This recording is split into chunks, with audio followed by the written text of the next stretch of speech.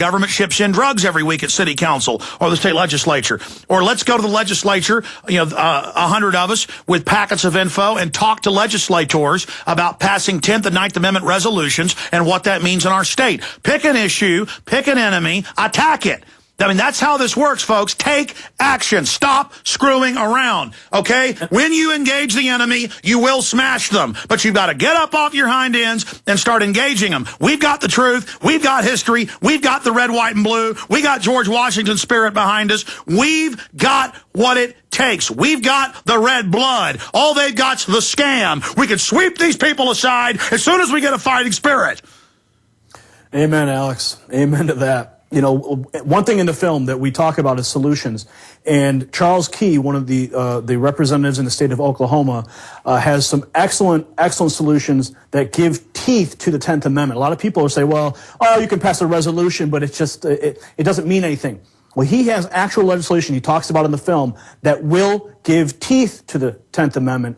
And we want everyone to go to don'ttreadonme.com/screening.html. They can register for their screening right now. There are over 106 screenings publicly listed on our website right now, and there are over 192 cities that are involved in this effort. So well done. Viewers to take it. Well done, and then you can do it again a month later in July and have 500 cities. And again, people are welcome to do this with my documentaries as well. Get the word out. But this film is so important because it deals with how to take the states back, how to take the counties back, how to get our sheriffs elected, how to kick the corrupt feds, who are nothing but errand boys for offshore banks, out of our states. Get out of here. And how the states can say, we're keeping our money. The feds aren't going to tell us how to live our lives. The feds aren't going to tell us how to run our schools. The feds aren't going to tell us what to do with our... It's over. It's over. Gary Franchi, let's go to some calls. I want to go to the Genesis phone line system, then I'll go back to Adam, Rachel, and others that are holding on our phone system down here. We're taking calls on both phone systems today. Who is up first here, Genesis? Who should I go to first? Mike in Georgia, down there with all the Georgia peaches. Go ahead, Mike. Yes, Mr. Jones, when talking about this incident down in the Gulf, there's two things that come up that I would like to be asked of anybody that has any expertise. One of them is the casing that they changed the design just days before the incident happened. They went from a 5-inch casing to what was reported as a 9 7/8 to a 7-inch diameter. And this was discussed in the MMS Coast Guard hearings.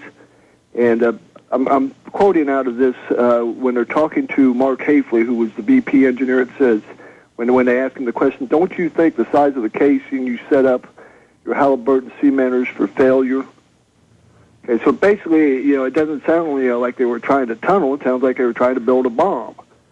And I've seen that, and excise that out again and send it to showtips@infowars.com, because I read that a few days ago.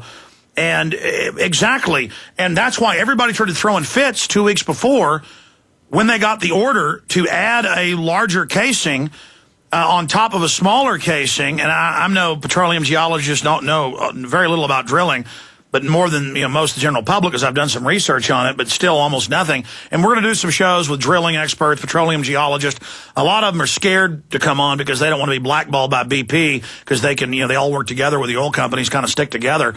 But it's on record that the people were on the rig, and this isn't normal, calling up, head engineers and cussing at the BP people in Houston.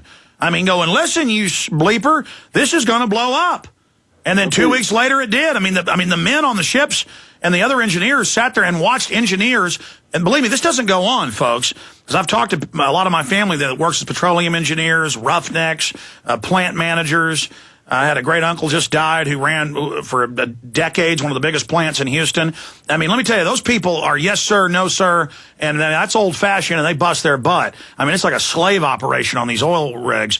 My uncle worked offshore, the one out in East Texas. In fact, I ought to get him on about this.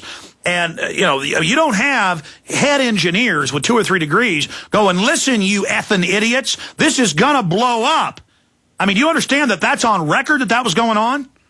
Well, there's also on record they talk about how they dumped the drilling mud before the concrete had an opportunity to set up. There was a professor, Robert B., who was on 60 Minutes. He's from UC Berkeley. He's an engineer there. He's been testifying. And that's the other thing I like. Why did they let the drilling mud out before it had an opportunity to set up? You know, it's like they pulled the pin on the grenade with that one. And the other one about redesigning is like that's when they designed the bomb. It's amazing. I'd read that, and that's the problem. I read all this, and I get in here, and it's like, how do you even cover it? I'm going to try to do some of that with Chapman, just hit headlines and get his take on it, some way to get all this news out, because it gets...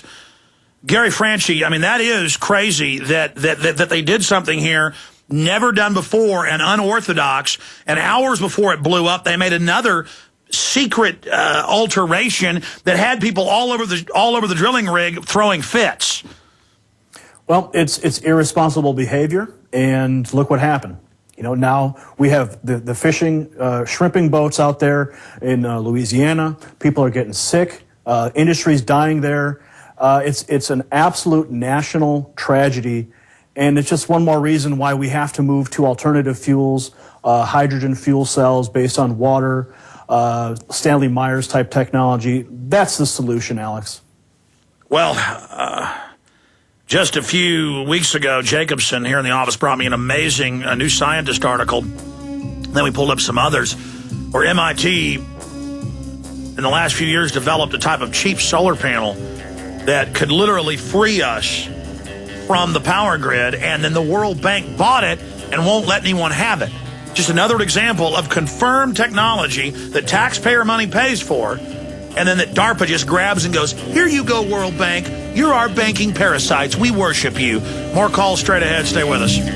If you suffer from poor sleep, you've got to try MyPillow. Introducing the most revolutionary, most comfortable, and coolest pillow ever, MyPillow. Imagine your very own custom-fit pillow. MyPillow is the only pillow of its kind on the market that uses a patented fill, custom-made to your exact individual needs. MyPillow is 100% made in the USA and has a natural built-in cooling effect that keeps your cervical nerves cool, and that helps you get the best REM sleep possible. MyPillow helps alleviate snoring, migraine, sleep apnea, and other sleeping disorders. MyPillow is antimicrobial, non-allergenic, dust mite resistant, machine washable and dryable, comes in many sizes and will not go flat. And best of all, MyPillow comes with a 10-year warranty and a 60-day money-back guarantee. So what do you have to lose except poor sleep?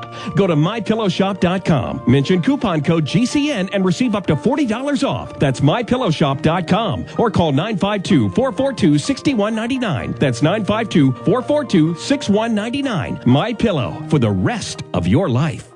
Hi, this is Alex Jones. Did you know that the global elite are now storing non-hybrid seeds in secret storage vaults near the Arctic Circle? Did you know that in a real meltdown, non-hybrid seeds can become more valuable than silver or gold? It's true, seeds have outperformed even gold and silver before in this country, and it's possible that could even happen again. So our friends at Solutions from Science have put together the perfect mix of non-hybrid seeds. They call it a survival seed bank, and it can produce an endless supply of nutrient-dense food for you and your family. And here's the best part. These seeds have not been genetically modified in any way, and you actually get enough seeds to plant a full-acre crisis garden. So visit them today at survivalseedbank.com. That's survivalseedbank.com, or give them a call at 877-327-0365. That's 877-327-0365. Remember, in a real crisis, non-hybrid seeds are the ultimate barter item. This is Alex Jones for survivalseedbank.com. The problem. How do I cook food without power? How do I light my home with no electricity?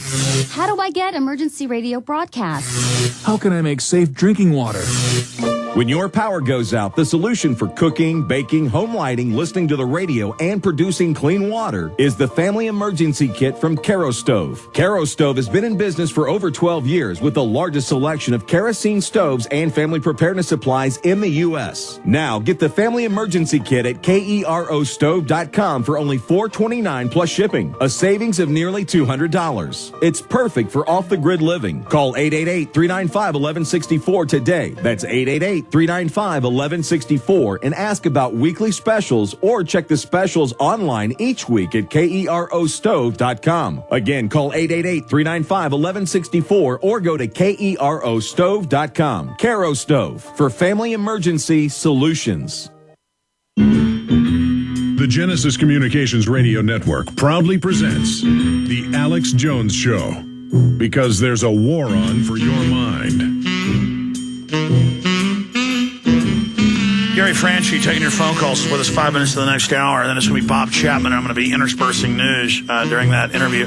You know, I wanted to spend a whole hour today on Boat's Head to teen sailor drifting in Indian Ocean. I said a prayer for her myself, because when you have children, especially daughters, you just imagine your 16-year-old daughter.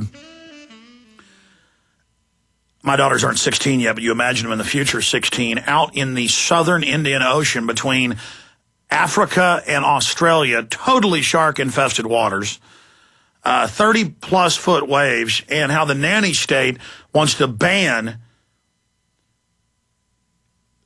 13, 14-year-old scaling Everest. Her brother, when he was 16, had the world record sailing, circumnavigating the globe.